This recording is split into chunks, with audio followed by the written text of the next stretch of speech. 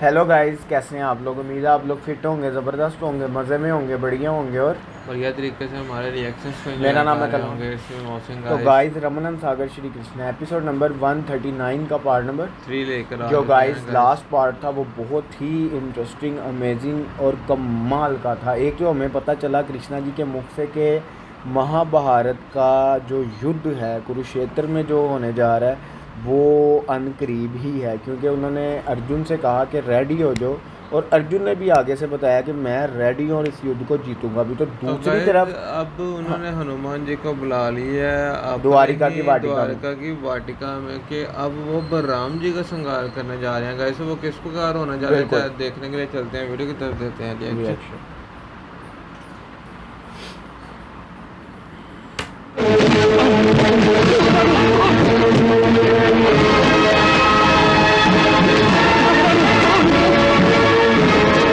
फल भी नहीं खाने देते। क्या अब बलराम जी राजवाटिका में घुसकर उसे ध्वस्त कर रहा है? हाँ दो फल भैया। भी नहीं खाने देते। अरे कैसे प्रहरी हो तुम? एक वानर को नहीं रोक सकते? एक वानर को? क्या हनुमान जी यदि वो कोई वाटिका में जान घुसकर कुछ पाएंगे? उथल पुथल कर रहा है तो उसे पकड़कर द्वारिका के बाहर छोड़ आते। वो वानर बड़ा ही बलवान है। चुप रहो, लज्जा नहीं आती तुम लोगों को? एक वानर को बलवान कहते हो? अरे तुम यादव हो, यादव। स्वयं दूध मलाई मक्खन उड़ाते हो और एक वानर को बलवान कहते हो? एक साधारण वानर यादवों को परास्त कर रहा है। लोग सुनेंगे तो हंसेंगे, हंसेंगे लोग। द्वारिका के प्रतिहारियों ने उसे पकड़ने की बहुत ही चेष्टा की, मगर वो किसी के हाथ में ही आता। उसने ऐसी उथल पुथल। चुप रहो। लगता है ये वानर द्विविध वानर की मृत्यु का बदला लेने के लिए यहां आया है। यदि ऐसा है तो द्विविध की ही भांति मेरी मुष्टि के एक ही प्रहार से वो भी नष्ट हो देखा? जाएगा। यही कृष्णा जी ने कहा।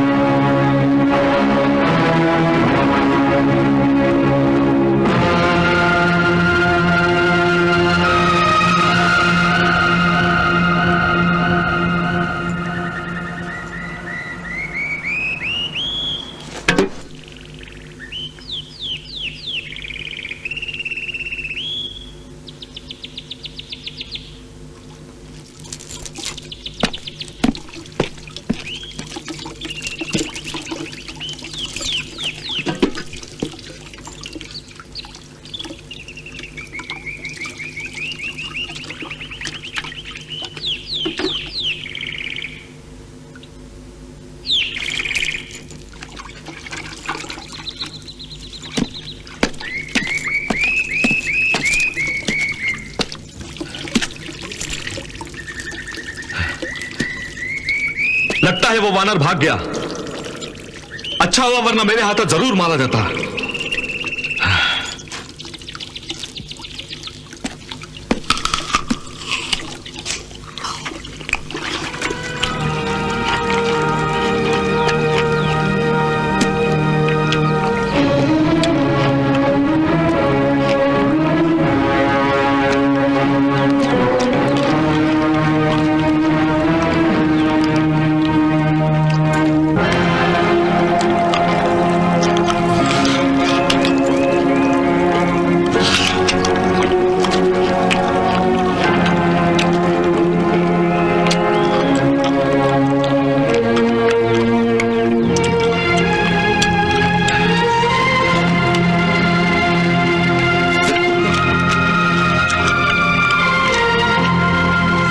ये तो वृद्ध है।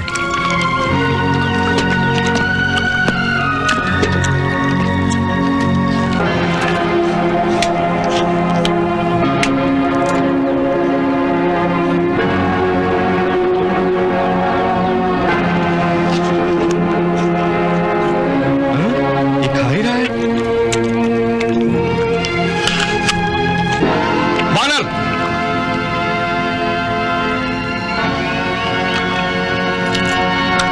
वानर, मैं तुमसे बात कर रहा हूं। तुम मेरी बात का जवाब ही नहीं देते, सिर्फ खाए जा रहे हो, बह रहे हो। मैं सुन रहा हूं और देख भी रहा हूं, लेकिन तुम्हें दिखाई नहीं दे रहा है कि मैं भोजन कर रहा हूं। तुम में इतना शिष्टाचार भी नहीं है कि जब कोई भोजन कर रहा हो तो उसे चैन से खाना खाने देना चाहिए। वानर! भूख लगी है क्या? भूखे प्राणी को अधिक क्रोध आता है। यदि ऐसी बात है तो लो, तुम भी खा लो। मैं यहां भोजन करने नहीं, तुम्हें यहां से चले जाने का आदेश देने आया हूं। इस वाटिका की तुमने जो दशा की है उसके लिए मैं तुम्हें अवश्य दंड देता, परंतु तुम वृद्ध हो इसलिए मैं तुम्हें क्षमा कर रहा हूं। जाओ, चले जाओ यहां से। मुझे आदेश देने वाले मनुष्य तुम कौन हो? मैं बलराम हूं, बलराम। बलराम? हाँ। कौन बलराम? इस त्रिलोक में केवल एक ही राम है, मेरे प्रभु श्री राम। ये बलराम कहां से आ गया? तुम केवल नाम के बलराम हो। देखो कितना ताव खा रहे हो। बलवान पुरुष न इतना ताव खाता है न इतना क्रोध करता है। ये सब तो बलहीन होने के चिन्ह हैं। बलहीन? यदि मैंने अपने बल का प्रयोग तुम पर किया तो तुम्हारे लिए बिल्कुल अच्छा नहीं होगा वृद्ध वानर। अच्छा, मुझे क्रोध मत दिलाओ, मुझे क्रोध मत दिलाओ। यदि मैंने अपनी मुष्टि का एक ही प्रहार तुम पर किया तो सीधा धरती में धंसकर पाताल में पहुंच जाओगे। राम राम राम। लगता है आजकल ये रोग सभी को लग गया है, महामारी की भांति फैल गया है। जिसको देखो वो इसी रोग से पीड़ित है। तुम अपने आप को बलराम कह रहे हो, परंतु मुझे तो तुम भी इसी रोग के रोगी लग रहे हो। रोगी? और मैं? किस रोग की बात कर रहे हो तुम? वही अहंकार का रोग। चींटी के पर निकल आते हैं तो वो समझती है कि पूरे वायुमंडल पर उसी का राज हो गया। हे वृद्ध वानर, तुम मेरा उपहास कर रहे हो। अब मैं तुम्हें नहीं छोड़ूंगा। युद्ध के लिए तैयार हो जाओ, उठाओ अपनी गदा। ओ श्री राम।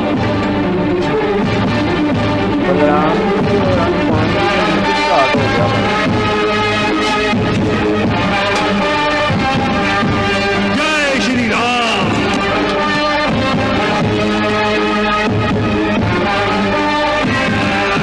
जय श्री राम।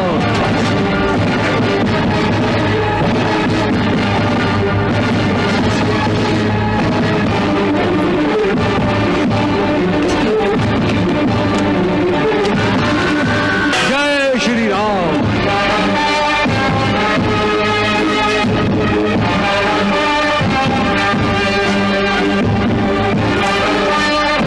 जय श्री राम।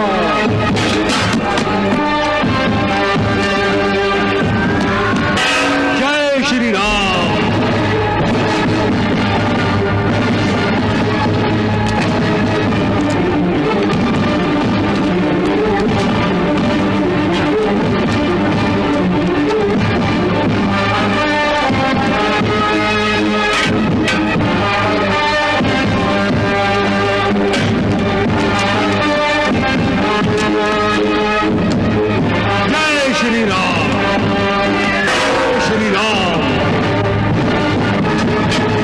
जय श्री राम।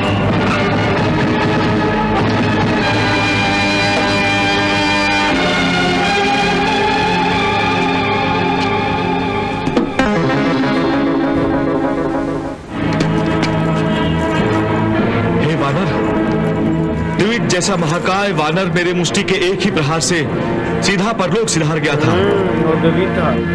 और तुम मेरे हर प्रहार को रोक भी रहे हो और सह भी रहे हो। तुम कोई साधारण वानर नहीं हो सकते।